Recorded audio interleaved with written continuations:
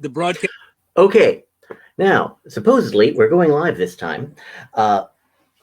We've been talking for the last 3 minutes, but apparently we hadn't gone live yet. We were still listed as scheduled.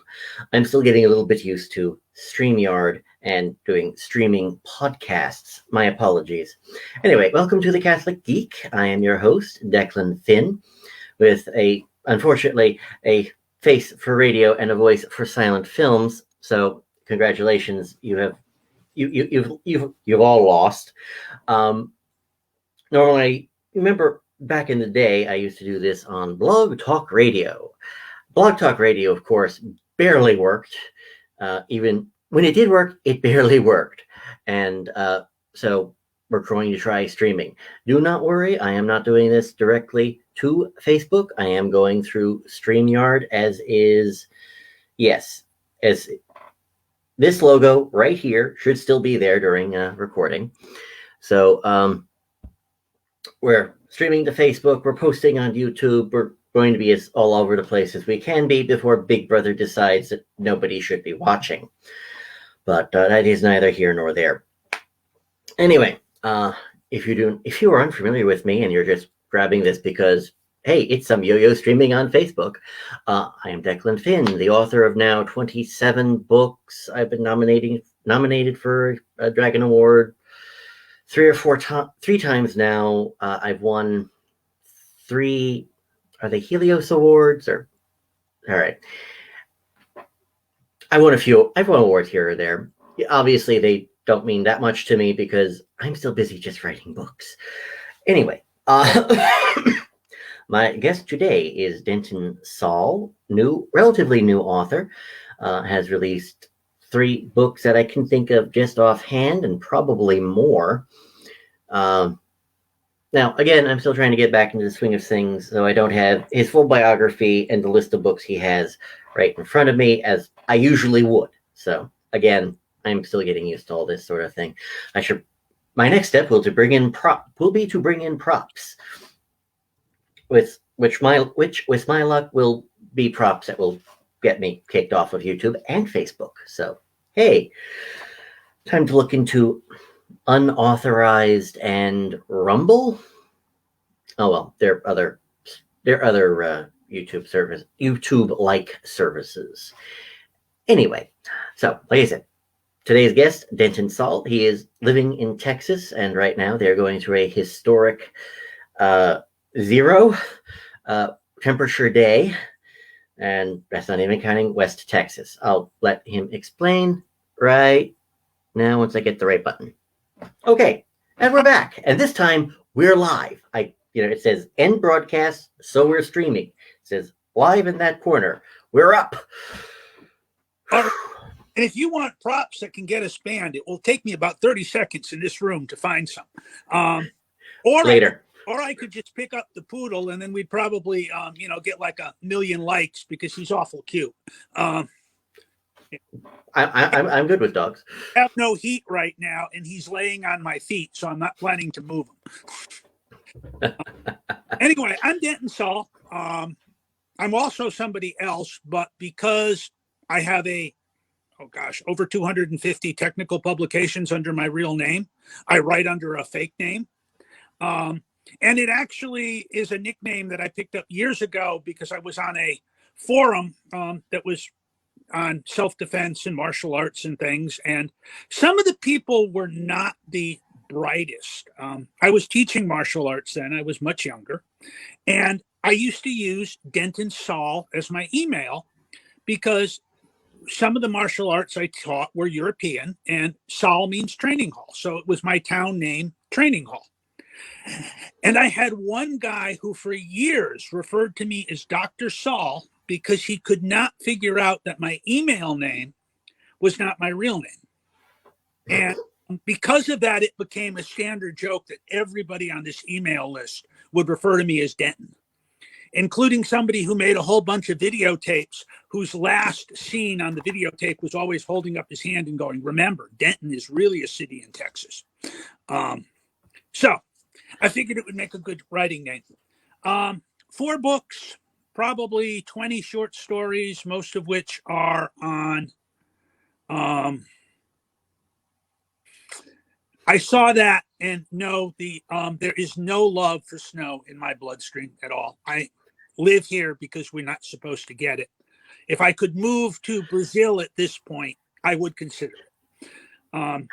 So anyway, I figured we talk a lot. I tease you about being a heretic. You tease me about being a schematic. You're wrong. We're right. But I thought, we could talk. I mean, most of my fiction recently has come out of the wonder tales from the old Ukrainian and Russian stories. I mean, they're claimed to be Russians, but they really come out of Kiev, and the legends about Vladimir's court, which was kind of their equivalent of King Arthur. And that's what I've been writing in lately. I've got a book in work that you've given me some advice on, which I appreciate, because you're one of those evil influences that made me start trying to do fiction. We really could take this into how theology drives fiction, because part of some of my stories kind of come out of Gregory of Nyssa's comments that people took that maybe he was talking about salvation would be offered to all beings, including the devil. That is, it's a one weird comment, and obviously go to it. Well, I based the books on the field that he was talking about the other world. Okay. That right, creation, all labors under Adam's sin, I think is a paraphrasing of Paul. And he so my books have the latest series that I did, the latest one that's actually gotten out, I've got 2 more in work, was based on the idea that these creatures that inhabit the other world can make the same choice mankind can. And that back in 806, Saint Boris Michael of Bulgaria, who, by the way, was a pretty badass dude. He actually left the monastery to take care of one of his children who reconverted to paganism. Created a compact with these people that was then passed to Saint Vladimir the Wise. Yargaslav the Wise, I'm sorry, I misspoke. And there's all these cool stuff that it's this kind of history. And, some of it came from reading your stuff, and some of it also came from a less known author named Chansey, who wrote these books called A Web of Bones and Light, and also a very silly titled book about Count Taka, who's a vampire. That was, again, the same kind of thing. And she used a little historical fact of that at one time the Portuguese brought Christian samurai to Rome. And some of them stayed to fight the Turks, which apparently everybody did. I was surprised in doing some odder reading.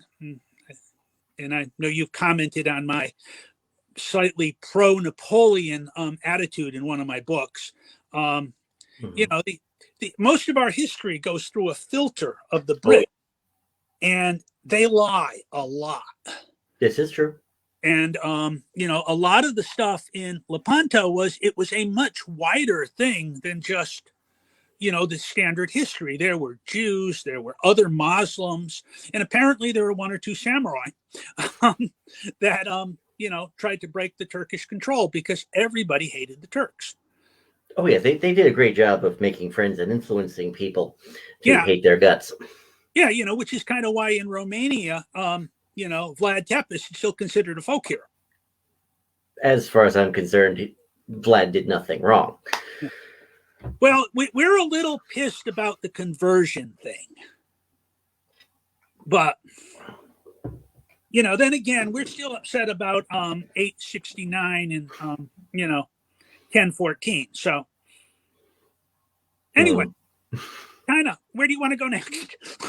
Well, let's go into your individual books. I remember Texas Otherworld.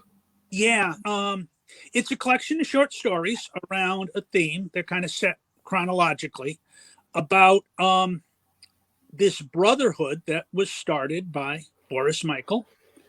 that has survived and somehow ended up in Texas. That maybe it's because one of the few Russian Orthodox cathedrals at the time, now OCA. We won't get into the whole mess that is the Orthodoxy in the United States. It's a whole nother nightmare. Okay. But for some reason, the Slavic otherworld, with all its little monsters and beasties, settled in North Texas. And you have people dealing with the fact that some little German town in Texas has an infestation of a Krampus. Or you have White Rock Lake, which is this beautiful reservoir in the middle of Dallas, with the Russian equivalent of mermaids that sometimes drown people occasionally. Yeah, every so often. Yeah, it's kind of a, if you're nice, you just go home tired. If you're not nice, you don't go home. And there, what else? You've got the Russian equivalent of a swan may, who's in an abusive relationship because somebody has her cloak of feathers, so she's bound. And things like that. Werewolf in the Fort Worth Botanical Garden.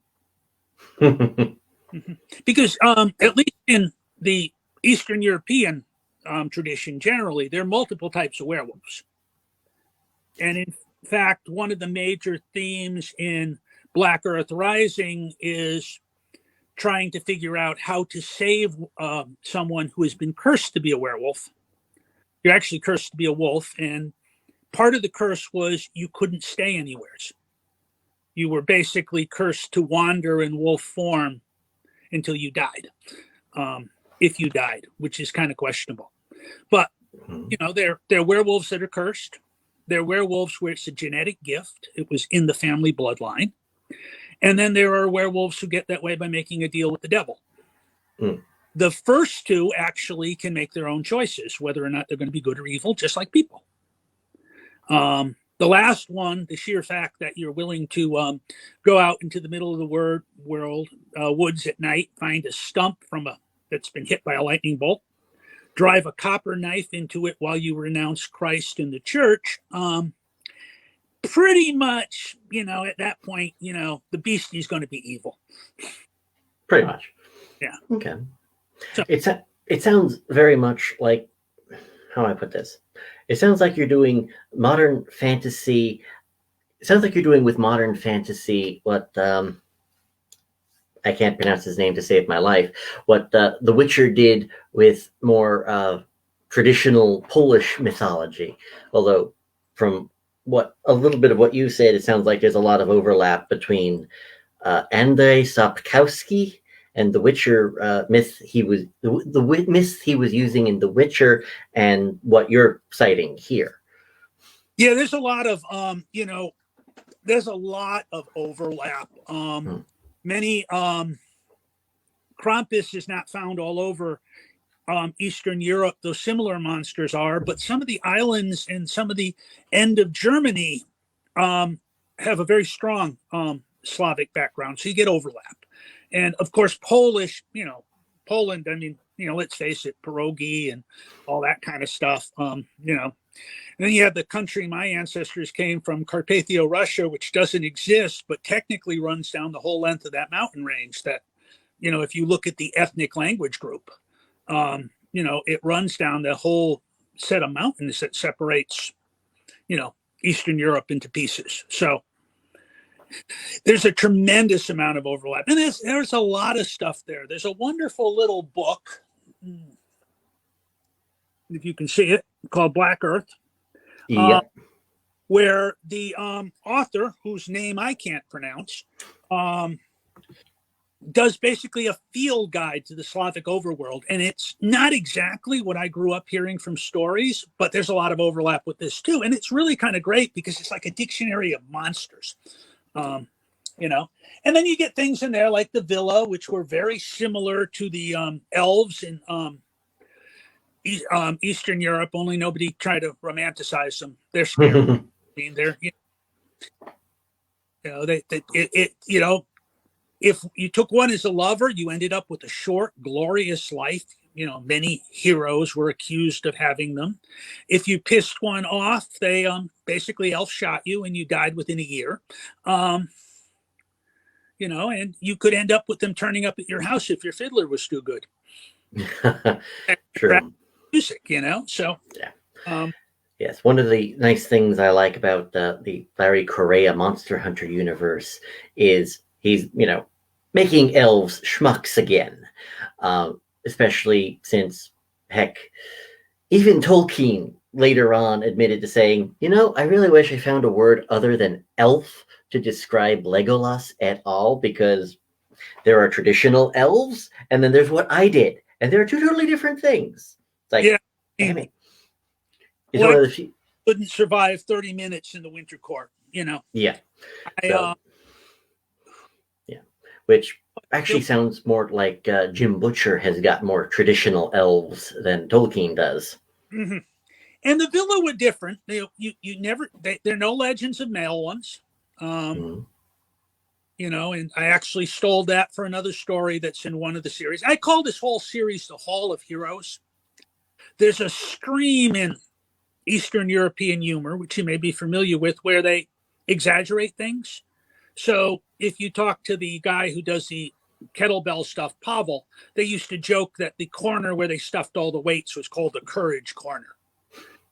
You know, so in that same kind of thing, the people in this refer to themselves as the halls of heroes because they don't look at themselves as heroes. They look at people who have inherited a relatively weird negotiation job. Because most of the time, as they say, we're not really killing monsters. We're negotiating with spirits and trying to tell them, no, Boy Scouts, they're not really treats, you know.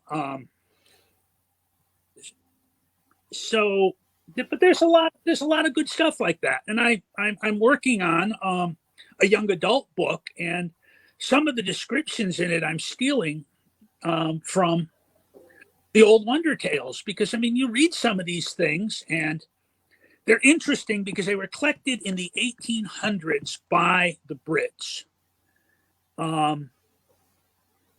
But you know, Russia was just so exotic then, and they still had all this oral tradition. So you can find these old books where they write these things down, and they're not very boulderized. They're very, you know, pretty much because they were all academic. They're kind of a pain in the butt to read sometimes because they're in that very formal, you know, I could use the word, you know, that's 2 syllables, but because I'm writing academic, I'll find a 7-syllable synonym. Yeah. They tend, yes, they're shooting for dry and soulless, as opposed to, you know, yes, we're going to be informative if you can actually stay awake long enough to read this. You know, but you get things, and you can see that they were done by people who had, you know, no clue, because like one of the descriptions of St. Vladimir's hall was a floor made of walrus ivory. That's a lot of dead walrus.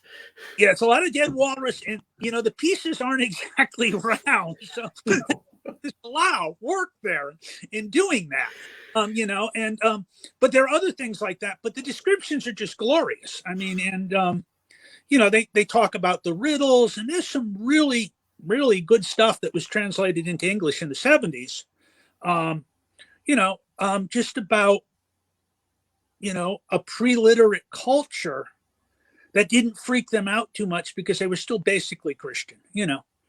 And one of the interesting things you run into now is that pretty much this whole bit about double belief has been suggested by some anthropologists that, you know, the idea that the Russians kept both the old gods and the new was basically, there have been accusations that somebody needed a PhD thesis, and so they basically mistranslated stuff because it was in Russian. Who was going to catch them? Yeah, that sounds actually, that even sounds like plagiarism because they've made that same accusation going back to, Constantine, Charlemagne. It's like pick somebody where there's conversion and, oh, well, they kept both, obviously. It's like, not obviously. What are you talking about? So, well, and you can, and I mean, you can see where, you know, similarities came, but it's kind of like the whole double belief thing was great because there's this lovely book where he goes through all these things, and one of my sons has read it, and last time we were trying to get down to confession with this whole COVID mess. He was like, well, we just go cut a hole in the backyard and confess to Mother Earth because apparently they did that, and it's like I don't think so. no. They make for great stories. I mean, and especially, I'd love to find an illustrator who could do like the old Russian illustrations for this because, with all the brilliant colors and the and probably the people who did it most were the communists, with them trying to turn Saint Nicholas into Grandfather Frost. Like. Sorry, you say commies. My first thought is, can we kill them all now? Anyway, I think you've seen me put up that quote from that Polish gentleman about how many people did he kill. And he says, "I've never shot anybody who wasn't a communist." I don't. What do you mean, people? Yes, I never killed people, only commies. It's like, yeah, that works. That works fine. But yeah, that got us banned on Facebook. You realize. Facebook has to find us first, or somebody has to report them, and that's nobody in my circles. And I don't really have circles in this world. Most of my circles are hard scientists, so I'm not sure. Most of them have a lot more interest in the arts and that than you do, but I don't think most of them read fantasy. This is true. History and that. Science fiction just tends to make many of us weep uncontrollably. Have you tried reading Hans Schantz or any of his work? I'm not good with authors. Give me a title. Oh, he did it's not The Brave and the Bold, but that is one of his books. The Hidden Truths series. The Georgia Tech guy. Yeah. Series. Yeah. Oh, yeah. Okay. I know. Those are great books. Yeah. Both Hans and Carl Gallagher. He did the Torch Ship stuff. I know Carl. He's over in Fort Worth. Okay. Yeah, both of them, since they're both scientists, they both, I presume they have written science that doesn't make other scientists go crazy. Yeah, Hans doesn't make me weep uncontrollably. I mean, I like to use the example. I was actually asked to give a talk at a conference under my professional persona, and this was at a con in Atlanta, the only one I've ever been to, and I was asked to give a talk on scientific mistakes. So I started it with a huge poster that transparent aluminum makes pandas cry. I picked a picture of this very heartbroken little panda laying in a tree, right? And I get pushback from the people who do their science, I believe, on Google, because there are aluminum alloys that are transparent. But it was quite obvious in Star Trek they were talking about aluminum metal. Yeah. And there's this cloud of electrons in metals, even in amorphous metals, and it eats the photons. You can't get light through without photons. Now, in what I do professionally, the big trick is to make it amorphous, because amorphous materials like glass transmit light because they don't have crystal structures. Where when you put a crystal structure in, like say polyethylene, and you think about the little plastic food containers you got, how they're always kind of opaque. Yeah, that's because those little crystals are refracting those little photons. So anyway, transparent aluminum was one. We can go into faster than light travel, and and all that stuff. So hence, I like to write worlds with magic, where I don't have to deal with looking at myself in the mirror and saying, why did you do that? Understood. Hey, that's why the closest I've ever come to Faster Than Light in my sci-fi stuff, which hasn't been published yet, it will be. It's like, well, they keep talking about. Well, I keep hearing theoretical physicists talk about hyperspace, so we'll use that, and that at least makes some kind of sense to me. Yeah. But I really like what some of the people have done with the generation ships. The idea that, we're only going to get. And I did a short story that I never did get to the Pluto thing in time, where we get to, going to Pluto is like being on a clipper ship going to America. It's a multiple week journey because that's as fast as you can go. And, and the generation ships, right? They do that. It takes generations to get to another star. And, it opens a whole other set of questions. But hyperspace and in magic worlds, I use gates. A Russian, because my magic worlds are all kind of based on the old Russian wolf wizards.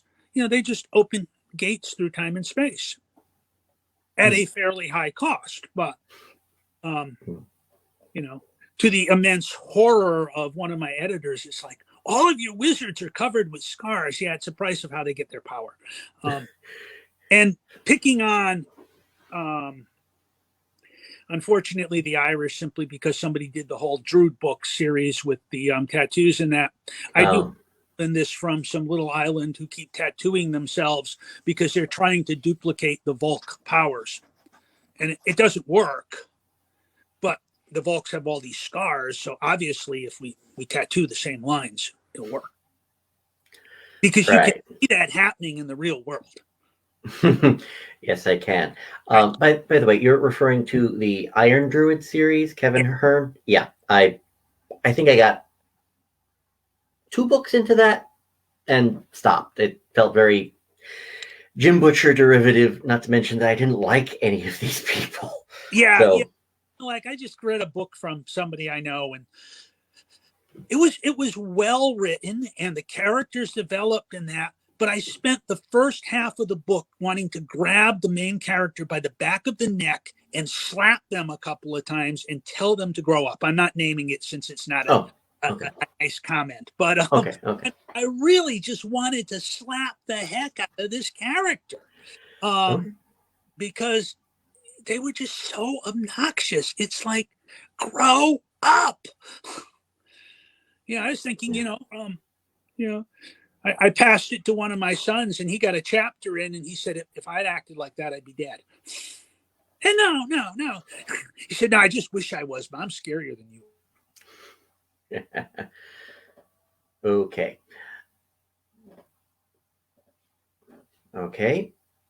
I think you've frozen on your end. I'm just hoping you haven't been completely deleted. Hold on. Okay. He's frozen for right now, so we're just going to make things up as we go along for the time being.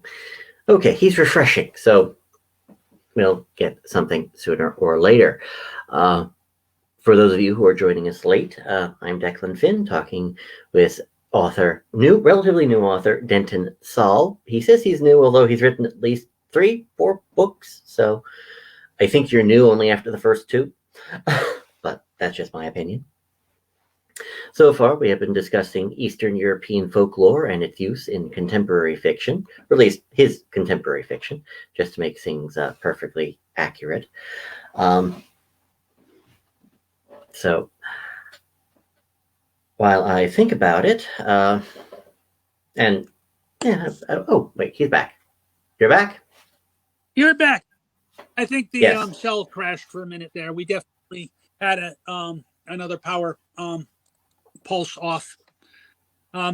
We have not had weather this cold in a very long time, if ever. So what they are doing is they are doing rolling blackouts, and they announced it as incoming. So power flips on and off. They're trying to keep it so it's like 30 minutes off, and then as long on as they can do it before they have to come back to you, so that nobody really suffers. I mean, unlike where you live, we don't believe in trying to kill off our citizens. No kidding. For the record, for those people who are new to me, I live in New York. We have Andrew Cuomo. Although I'm told Gretchen Whitmer is worse by people who live there, but I'm not buying that just yet. So, who knows? Abbott's not. I mean, he's okay. I mean, he's not great. And I disagree with some of the things he does, but I mean, I at least get the impression he's trying. This is true. Didn't Abbott get reelected? It was like 80% of the vote. Yeah, he did. I mean, it's mainly the mask mandates and that annoy a lot of people. I mean, you go out to where our place is in West Texas where we hunt, and you don't see anybody wearing a mask. But the biggest town in that county has 8,000 people, biggest city. Mm-hmm. I mean, maybe 11 now. I mean, but so it's kind of like, stay 6 feet away. It's like, but I'm not dating him. Kind of like kind of like some of the folks in Alaska commented when they said that. It's like, I only get within 6 feet of somebody if I'm like courting them. I mean, what are you talking about? Understood. By the way, just a quick question since we're on the topic. Do the locals have even an opinion or even snarky comments about, Beta O'Rourke? I'm sorry. His name is Richard Francis O'Rourke. He's not a beta. Beto. He's more like a beta, maybe a gamma. But, where he says he's going to run for governor. Well, you got to remember, I live in a university town. Okay. So he's probably pretty popular here. Okay. The rest of the state, yeah. I mean, part of the problem is Cruz can be a real jerk, and he's not likable. So I think that's the only reason it was so close.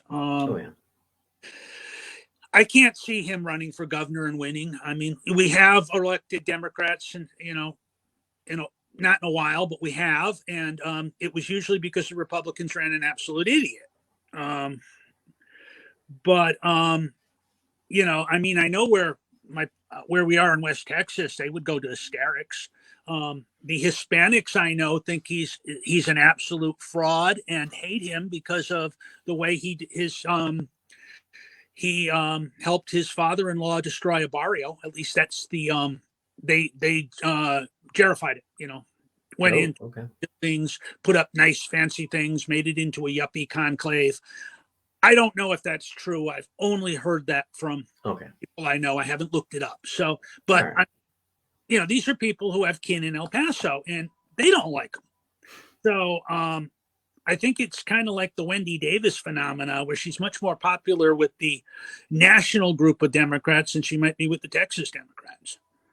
Wow, Wendy Davis. I haven't heard that name in at least 4 years. But she's maybe still longer. She ran for something in the last election. Badly, I believe. Not my area. Even Denton, being a university town, the Republican congressman who represents us won 69 to 31. I mean, it was, it wasn't even. I mean, he, and the one who ran against Cornyn, our other senator. I mean, she was actually, for a Democrat, she was actually pretty cool, and she still got, it's, Dallas, Houston, Austin, the cities themselves tend to be blueberries, but they're like blueberries in a can of tomato soup. Gotcha. It steals slightly from, I think that's Lloyd Berman's blog is Blueberry Town. It might be him. No, he's Battle Swarm. There's somebody who blogs out of Austin who refers to his thing as a blueberry in a sea of red. Okay. Yeah. Lloyd Bam. I remember it's like Behm. Yeah, he's more Houston. Yeah. And Austin. Although, heck, Austin still has Yes, you have to worry about, well, my city, when you realize that in Austin, from what I read, they had one night of peaceful protests, and then even Austin said, "No, we're shutting this down now." Well, I think somebody got shot too. Okay. Yeah. Well, nobody has mentioned that. I think they had more nights than that, but somebody tried to pull somebody out of a car, and he got shot. I forget the whole details, but somebody got shot, and And then the other thing was, because Austin is also the state capital, Abbott pointed out that if they didn't control this, he would. Understood. And interestingly, now Houston's pretty liberal too in a lot of ways, but I did find it interesting that the Houston police force started running ads in Austin when they were defunding the police that we have open positions. I have always liked the style of Texas, even when Rick Perry was running it, because I remember when Perry was running Texas, going, and he was running ads in New York, going, "We have jobs. Mhm. We have a functioning economy. Yeah. And if you want to try." And and Jack Wilder's down just outside the Austin Sprawl. I don't know if you know him. He's the moderator for the for Correa's Monster Hunter International. Oh, Jesse, yes, him I know. Yeah. Mm. No, not Jesse. Jack Wilder. Oh, okay. I'm more familiar with the other moderator. Yeah, Now, I don't know Jesse, but I actually Jack is also a name de plume, if you will. And he's actually worked for me in his real thing. Okay. Real, Now, all right. Repeat that last line. You really decent people. Okay. Now, question: are all of your books set in Texas the way, 90% of mine are set in New York? No. The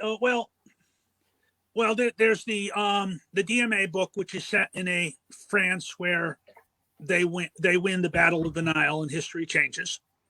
Mm-hmm.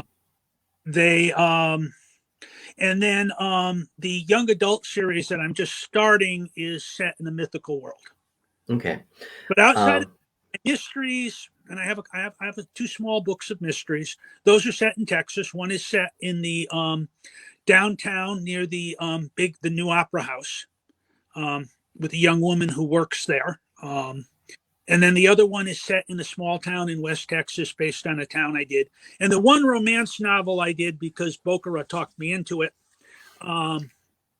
actually what happened was Paul and I started writing The Little Love Muscle, a love story involving two cousins in a truck, to tease her.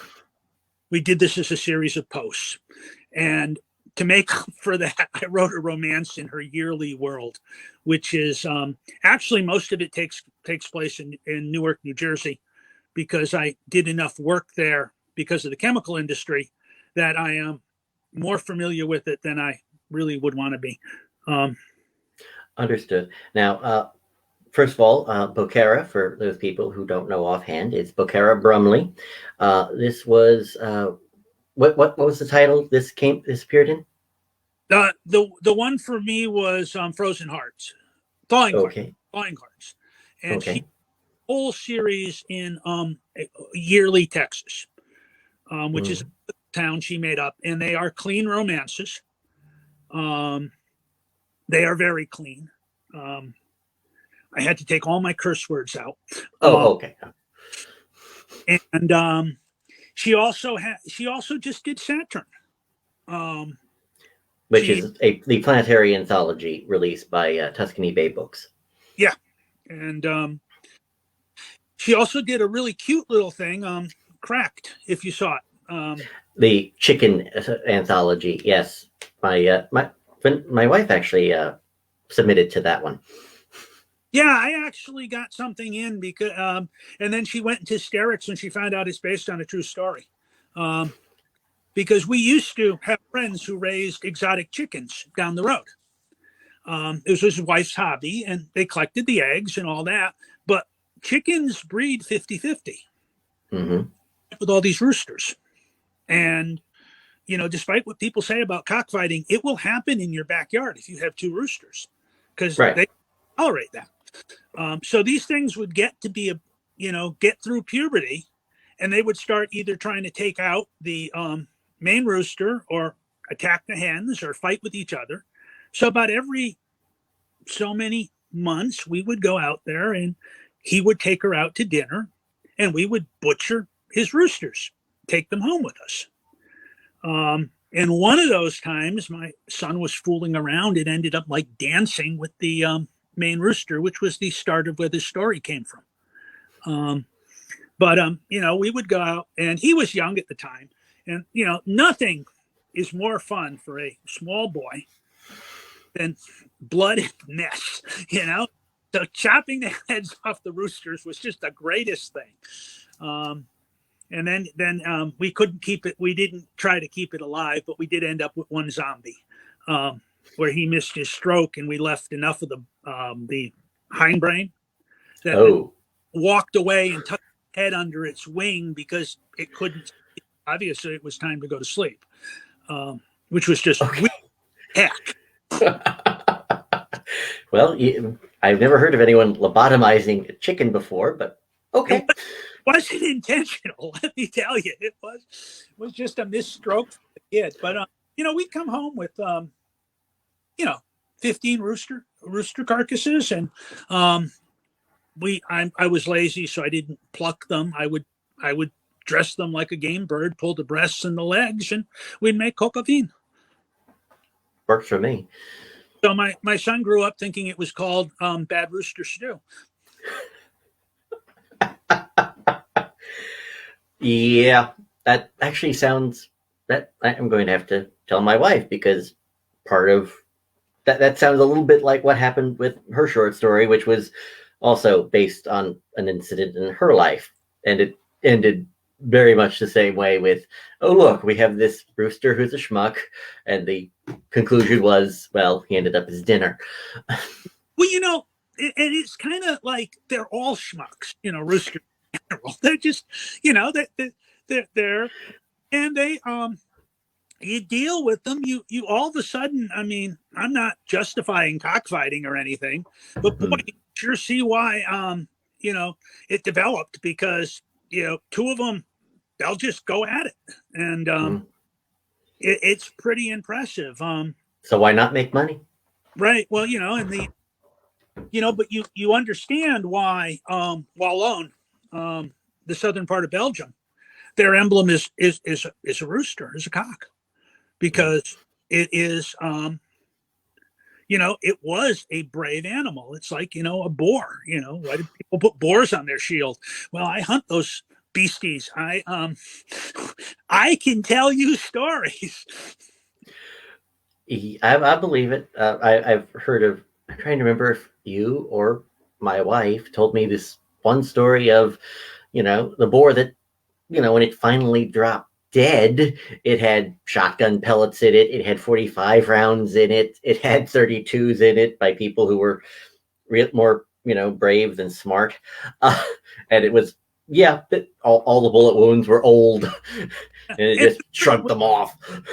And what's really, the last, even the domestic pig, the last one we took, my son shot it in the middle of the forehead with a 357, and it looked at him like, when I get age, I am going to tear your leg off.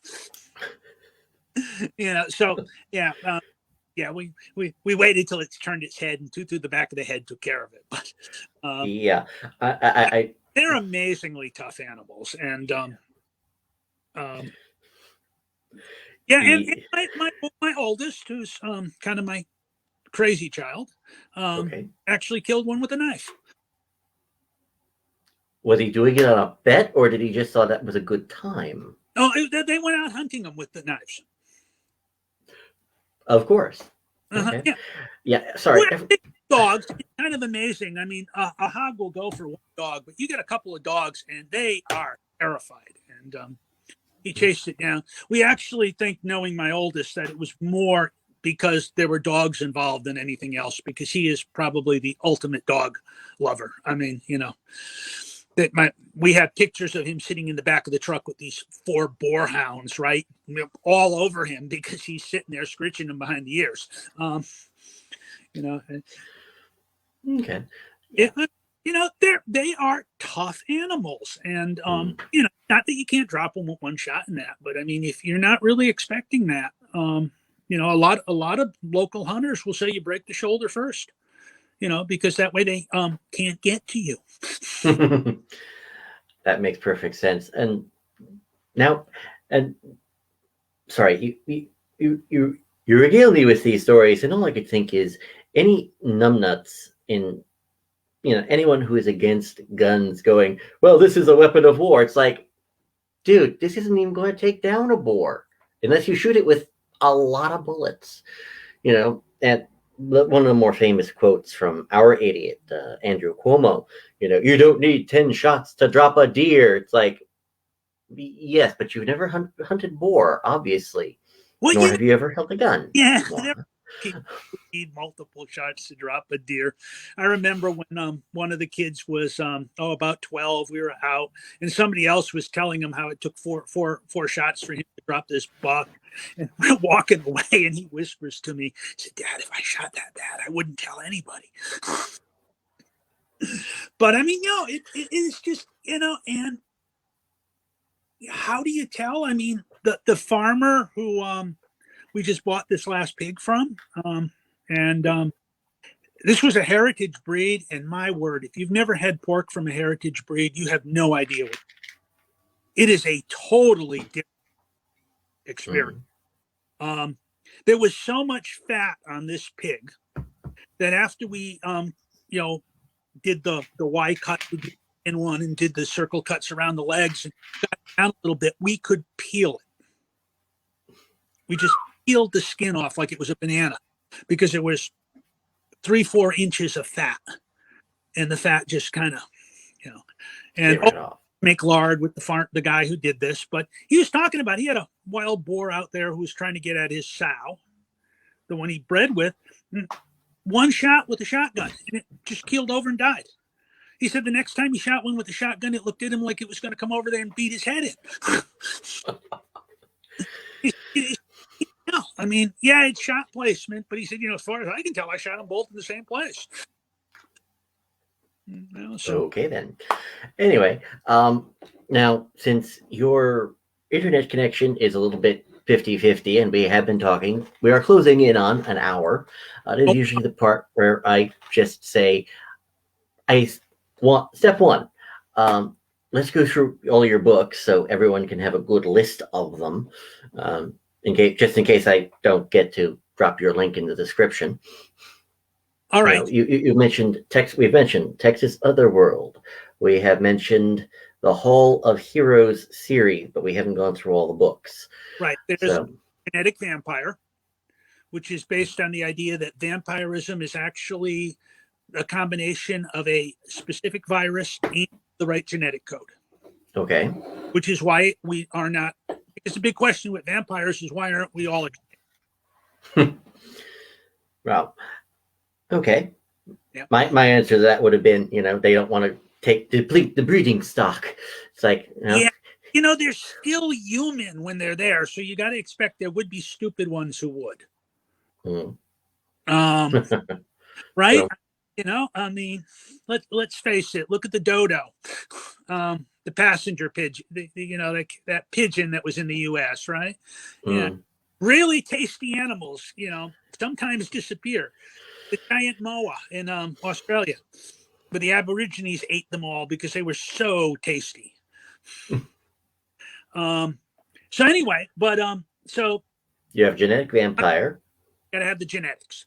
So that's the first book. The second book is Texas Otherworlds. The third book is Black Earth Rising, which probably should have been the first book in the series because it's really where everything starts. Okay. Because the whole series is written mostly from the view of a young engineering student who decides to help his buddy stop an attempted rape and then almost gets eaten by werewolves. Okay. In downtown Dallas. That's a party. Yep. And you know. And unfortunately, as he keeps saying, my God, this rabbit hole is deep. So so that's that series. There's probably another book coming out in that. I have two series of mysteries, one which is Texas Opera cozies, and the other one is West Texas cozies. They're about 5 stories each about, Okay. Just short stories collected together. The West Texas one is kind of a spin-off from the romance I did, the Thawing Hearts. Okay.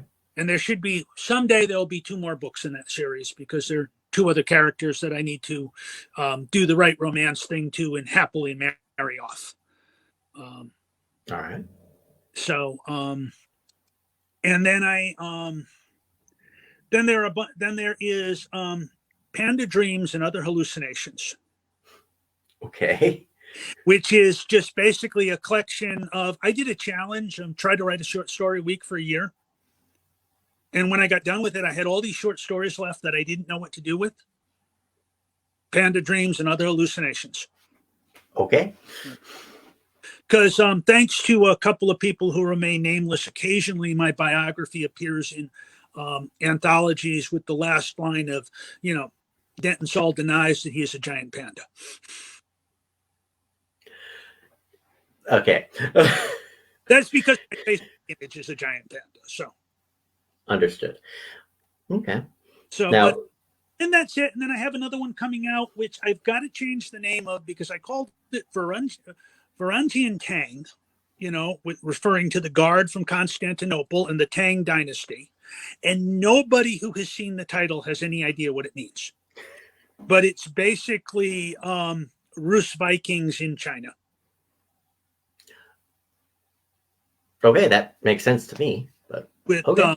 lots of magic, and it's in a fantasy world, so there's magic and demons, and and basically the Rus turn up there and they prop up the last Tang pretender to the throne, and cause all sorts of havoc as they're walking around, raiding villages and doing typical Rus type of things.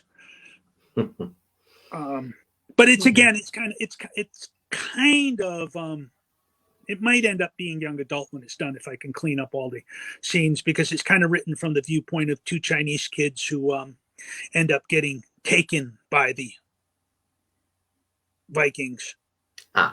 Because it turns out that they're, you need a protagonist, right? And I wasn't sure what I was going to do with this, other than it seemed like a fun idea. I'll probably use his image for the cover, because he's got a great one of him dressed up as a Rus Viking. Has suggested I might want to write a second version of it where they're pagans, because it might actually give me more leeway. All right. But not sure I could do that. It was an experiment that went bad, but when it's when the experiment's at 35,000 words, you might as well finish it.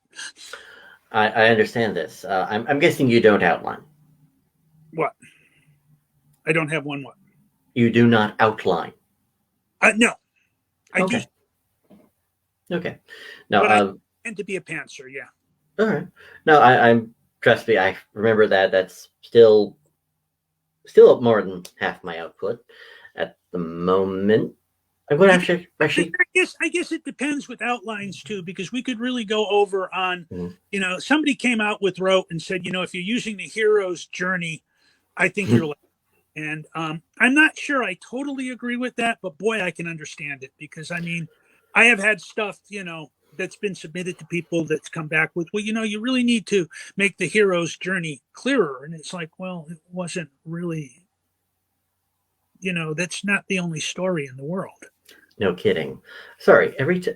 I find it fascinating that everyone who boasts about the hero's journey, 90% of the time, they don't write anything. But they're happy to talk about the hero's journey. It's like, okay, fine. You use that as an outline. You write a book, then you get back to me. Well, the other thing is too, I know you do some martial arts. Mostly Krav Maga. Yeah. Yeah, but did you ever trip over the you're probably old enough. It came out for a couple of years, the idea of conceptual gold. This guy took martial arts Uh-huh. like Salat and Arnis and whatever, Okay. and tried to pull out the essential movements. Okay. And he did this, and he did these tapes, and it would be like trying to teach you organic chemistry on the graduate level in your freshman year. And one school I actually attended actually did that, and they stopped it after the first semester because it was so brutal. Because you can explain everything there with electron movements, and it makes tremendous amount of sense, but you got to have the vocabulary first. And that was Gotcha. so he pulled out, say, the key 7 movements or whatever martial art you want to pick, say Krav Maga, right? They're key X number of movements. Well, how do you teach from that? I mean, in the martial arts that I'm experienced with, yeah, they're key movements, and we teach you exercises to learn them. But in Xing Yi Sheng, if I just told you to compress your ribs and push them forward while expanding your back, you'd look at me like I was smoking something funny. But they do that. I mean, it's part of Xing Yi is the internal movement of the body, right? Okay. You don't teach somebody that by, or in Savate, the French form of kickboxing. Mm-hmm. One of the key movements is the long axial pivot of the spine. So I show you that. What is that? And that's what, it's this kind of very intellectual overview, and that's what the hero's journey strikes me as, is somebody coming up with a model. And it's a model for interpretation, but is that how you build a book? No, and frankly, the only person I know who has utilized the quote hero's journey in their writing and has boasted about it is George Lucas. But as we've learned, everything good out of Star Wars was, George Lucas had the conceptions for, but other people executed to it, so that other people executed, so it came out well. I've heard endless stories of, Alec Guinness did all of his own dialogue in A New Hope. Carrie Fisher did the script doctoring for the rest of the script, except for a few scenes with Grand Moff Tarkin. Tall, pale, worked with Christopher Lee, Peter Cushing. But, and a few of those scenes still survive, but, he's Peter Cushing. He worked on Hammer horror films. He's used to making crap sound awesome. He's had decades of experience with it. So, you can do the hero's journey as a nice conceptual thing, but the execution needs to be done by real people who know what they're doing. Well, the thing is, too, is, it's analysis. And I mean, that was, the problem with the whole conceptual gold thing, was there was nothing wrong with what he did. I mean, he was right. These were key movements, but how do you, I've got you've turned up at, you're going to learn some Xing Yi. Do I teach you key movements, or do I teach you basic things that will let you learn how to move your body properly? Yeah. If you teach people key movements, you get a lot of, well, there is a martial arts style out there, and I'm not going to name it, but I'm sure you can do it because there's a famous movie star associated with it that does tend to use that approach. Okay. And it most traditional martial artists are not terribly impressed with these people. Understood. You don't, right? It's like anything else. Like, we say 1,000,000 words, right? To get good, right? 1,000,000 words. I used to tell people, it's 1,000,000 kicks. Maybe not 1,000,000 kicks, maybe 10,000, but it's a big number. the whole 10,000 hour. And I don't believe that's totally true, but I mean, the idea that you need serious practice to get good at anything is, probably much more important than taking this abstract model and going into whatever. Okay. Yeah, I concur. What's the French saying? It'll work on paper, but it'll never fly in theory. Yeah. Anyway. It's the one I like is the one from the old Unix programmers that in theory, practice and theory are the same thing. In practice, they're not. Anyway, now we can go on. We got lost, but the other book I have is is a book and then a couple of short stories in the the demonic mechanical artifacts world, which is the world where Napoleon wins. Gotcha. And you've done how many books in its alternate history, and how many books is it? At least 2, right? Yeah. Okay. Now I'm sorry. You started the hour with, well, I'm a new author. It's like, I'm sorry, we're now on book 10? Well, a lot of them are collections of short stories, so they're not really books. Yeah, but you still got an awful lot of writing done, which is half of it.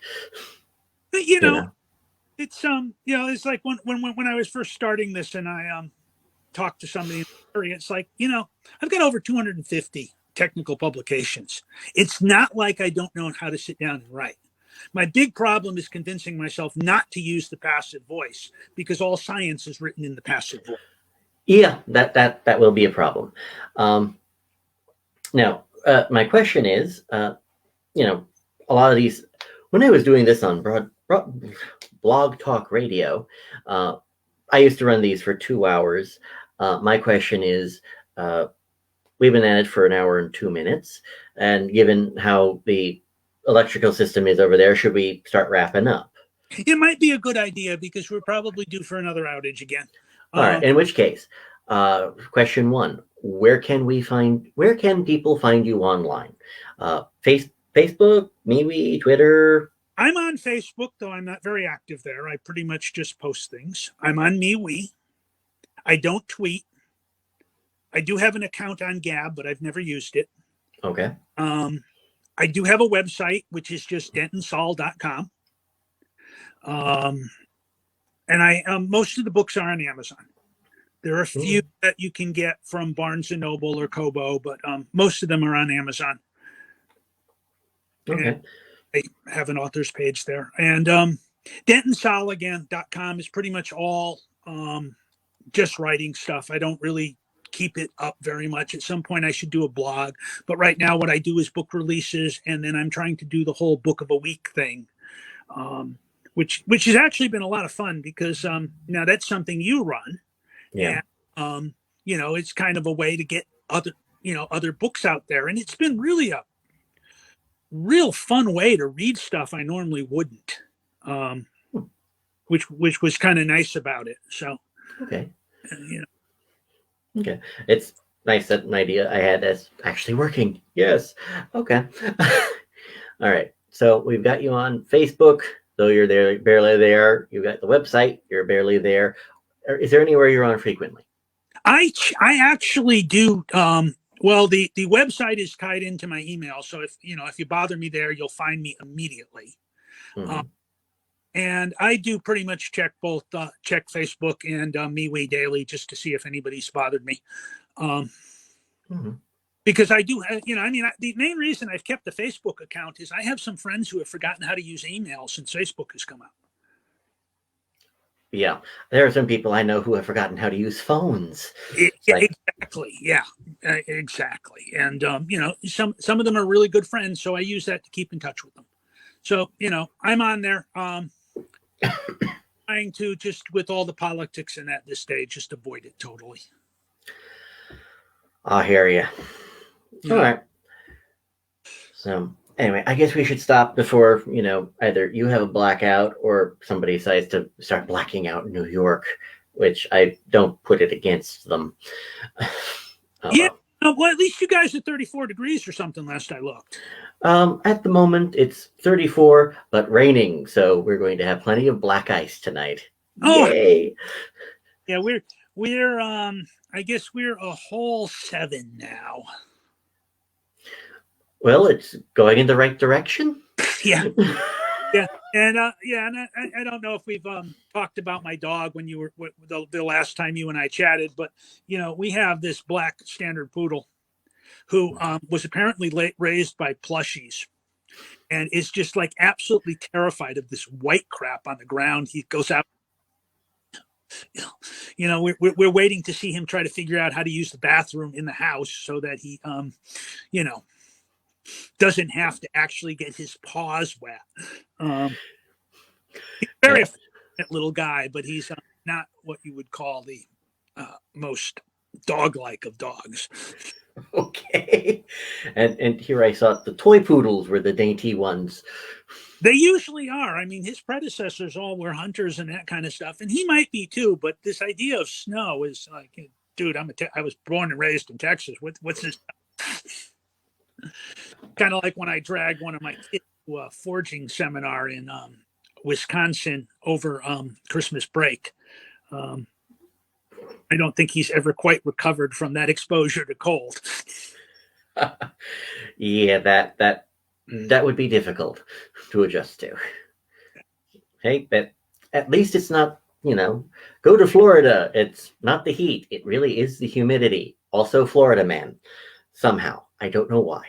Yeah, I think it's the humidity, but it is the heat too. I mean, gosh, well, I lived in Houston for a while, and I went from Houston, which is pretty hot and humid, to Miami in August, and I got off the plane, and it felt like somebody punched me in the face. I mean, it was kind of. I figured, it's not going to be a big deal. I'm from Houston, right? Wrong. Yeah. I think it was worse than some trips to Puerto Rico. I mean, it was really. I believe it, but it's Miami, and again, I'm still not sure what it is about Florida. Well, you notice most of this stuff does take place down kind of in the hot, wet zone. It doesn't seem to take place up in the panhandle. Okay, that's reassuring. At least there's some part of it where, okay, there's sanity. It's just over here. It's in the South, man. There's no sanity down here. We're all in the here. Hold my beer thing. And on that note, I'm going to wish you a good day, and hopefully it's going to get warmer and the power becomes more reliable. Anyway, so yep, and thank you so much for chatting with me. This was fun. Anytime, let me know when the next book comes out. We shall see. I've with the day work, it's ISO season and all that, so I suspect that it's going to, unfortunately, my promise to myself of writing some every day may not happen, but we shall see. Okay. Well, good luck. When I start making money like Larry does, maybe then I'll stop being this. But oh yeah, well, right. When you have buy your own mountain money, yeah. Yeah. Everybody has to have a goal. Buying your own mountain sounds like a good one. Amen to that. Anyway, you have a good day. You too, sir. Stay well. All right. Bye. Bye. All right. And so we've wrapped up yet another episode of The Catholic Geek. I have no idea when we're going to be going next. Obviously, my plan to make it a regular scheduled thing has not come out yet. Has not come to fruition yet. And my normal schedule from Blog Talk Radio days of, what was it? Yeah, 7 to 9 p.m. is probably going to be 50-50 because, now that it's probably been the last year of, no, you can't go outside and do anything, that has made me start falling asleep around 7 o'clock. So, we'll see how this happens. Now, for those of you who are going to be watching this at say, YouTube, the hour here is now 11:13. So you now have some idea of what I'm talking about. Anyway, For the record, you can find me, obviously, Facebook, YouTube, Twitter is Declan Finn Books, Declan Finn Inc. for the Declan Finn Inc. at AOL.com, DeclanFinn.com, and yeah, I'm all over Amazon, silverempire.org if you're interested in any of those. And hopefully, one of the next streams I want to do will probably involve Carl Gallagher, Richard Palinelli, and a few others. They've been coming up with some great books lately that I'd like to talk about if nobody minds. So you all stay safe, stay warm, even in Texas, especially the Midwest right now. A lot of my friends are freezing. So you stay safe, stay warm, and stay sane as much as any of us can. Be well. Declan Finn out.